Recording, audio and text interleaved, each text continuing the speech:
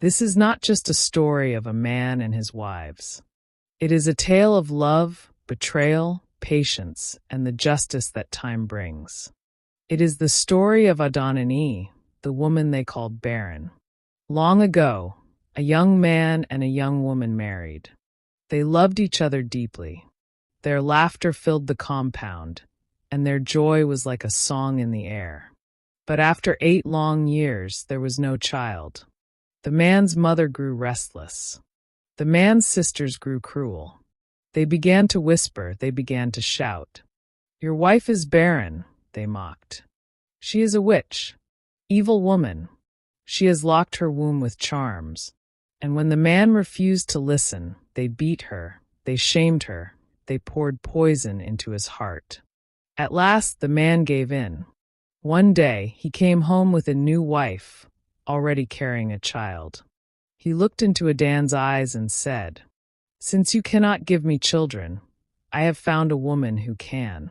Adon wept. Oh, how she wept! Her tears watered the ground.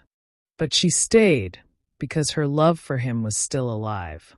Soon the new wife grew bold. She said, "I cannot stay under one roof with a barren woman. If I do, I will miscarry, for barrenness is contagious." The man listened. He turned against Adon. One dark day, he dragged her out, threw her belongings to the ground, and said, "Leave my house. Your barrenness will spread like disease." Adon, with no father, no mother, no brother, no sister, carried her load on her head, crying into the night. She found a small hut. She worked the land. She farmed. She struggled. Then something happened. Adon felt life growing in her womb. She kept it secret, hidden from the world. And one day she gave birth to not one, but 2 children, a pair of beautiful twins. She raised them quietly, with strength, with patience, with love. And all the while, her husband was dancing in the compound, celebrating his fruitful new wife. The second wife bore him 1 child, then another, then another. Each time there was a feast. Each time they burned the last memory of Adon, her clothes, her pictures, even her name. But the truth was waiting. One day, the man returned from a journey unannounced. He opened the door to his home, and there before him, on his own bed, was his second wife, in the arms of another man. Not just any man, but his own friend. And not just a friend, but the very soldier who had once whispered that the first child might not be his. His heart broke. His knees trembled. He remembered Adon, the faithful wife, the woman he had married as a virgin, the woman he had thrown away.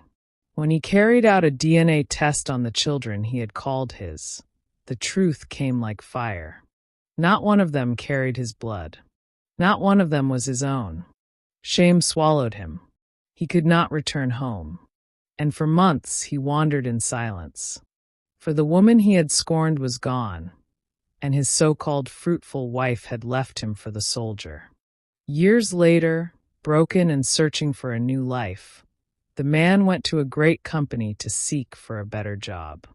The CEO had agreed to meet him. He dressed well. He prayed for favor.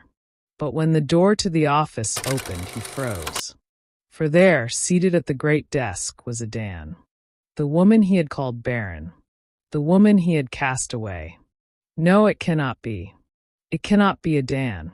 But Adon lifted her head, her eyes strong, her voice steady. "Yes, it is I, the woman whose barrenness was so contagious, you threw her away." The man trembled. He looked around the office and saw portraits on the wall. 2 children, bright and handsome, their faces carrying his very own reflection. He gasped, "Adon, who are these children?" And she answered, "They are the children of the woman you called barren. Leave my office." And with that, she turned her face away. That was the day the man learned the truth. That was the day he saw that patience bears fruit, but cruelty only reaps sorrow. Watch out for part 2.